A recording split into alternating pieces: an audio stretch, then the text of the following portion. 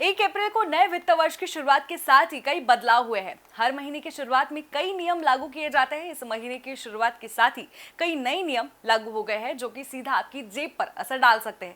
ये नियम LPG cylinder के rate, FASTag, PAN, Aadhaar card linking, national pension system और इंश्योरेंस से जुड़े नियम शामिल है। चलिए एक एक करके जान लेते हैं कि ये नियम किस तरह आपके दैनिक जीवन को प्रभावित कर सकते हैं। पहला, न्यू टैक्स रिजीम डिफॉल्ट रूप से लागू। केंद्र सरकार ने 1 अप्रैल 2024 से नई कर व्यवस्था को डिफॉल्ट सेटिंग के रूप में लागू कर दिया है। इसका मतलब ये है कि जब तक आप स्पष्ट रूप से ओल्ड टैक्स रिजीम नहीं चुकाते हैं, आपके टैक्स का मूल्यांकन ऑटोमेटिक रूप से नई टैक्स सिस्टम के तहत किया जाएगा। वित्त मंत्री निर्मला सीतारमण ने अंतिम बजट 2023 पेश करते हुए इनकम टैक्स रिजीम से जुड़े नियमों में बदलाव किया था। इस दौरान उन्होंने कहा कि नई कर व्यवस्था में वित्त वर्ष 2024-25 के लिए इनकम टैक्स स्लैब में कोई बदलाव नहीं होगा। इसके साथ ही नई इनकम टैक्स रिजीम के तहत नई टैक्स रिबेट की सीमा को 5 लाख से बढ़ाकर 7 लाख रुपए किया गया है। न्यू टैक्स रिजीम के तहत 7 लाख रुपयों से कम आय वालों को इनकम टैक्स से पूरी तरह छूट है।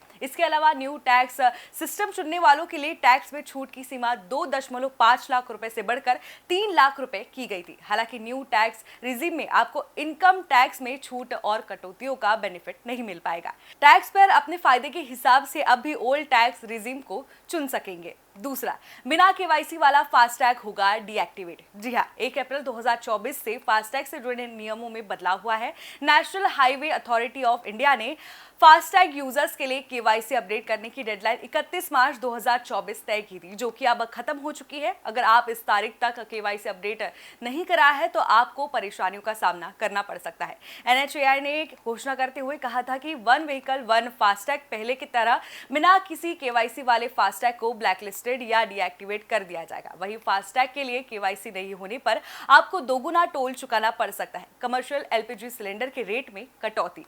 ऑयल मार्केटिंग कंपनी ने अप्रैल महीने की शुरुआत के साथ एलपीजी सिलेंडर के रेट में कटौती की घोषणा की है। यानी कि 1 अप्रैल को 19 किलोग्राम वाले कमर्शियल सिलेंडर की कीमतें 32 रुपए तक कम हो गई है, जिसके बाद दिल्ली में 19 किलो के एलपीजी सिलेंडर का रेट 30.50 रुपए घटकर 1764.50 रुपए हो गया है, जो पहले 1795 रुपए था। वहीं मुंबई में कमर्शियल एलपीजी सिलेंडर का दाम 31.50 रुपए घटकर 1770.50 रुपए हो गया है, जबकि चेन्नई में कमर्शियल एलपीजी सिलेंडर का दाम 30.50 रुपए कम होकर 1930 रुपए और कोलकाता में 19 किलो के कमर्शियल एलपीजी सिलेंडर की कीमत 32 रुपए कम होकर 1879 रुपए हो गई है।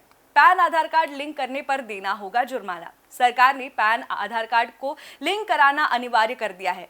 पैन को आधार कार्ड से लिंक कराने की डेडलाइन 31 मार्च 2024 तय की गई थी। अगर आपने इस डेडलाइन तक पैन को आधार कार्ड से लिंक नहीं किया है तो अब आपका पैन नंबर डीएक्टिवेट हो जाएगा। इतना ही नहीं, 1 अप्रैल के बाद पैन को आधार कार्ड से लिंक कराने के लिए आपको 1000 रुपए का जुर्माना भी भरना होगा।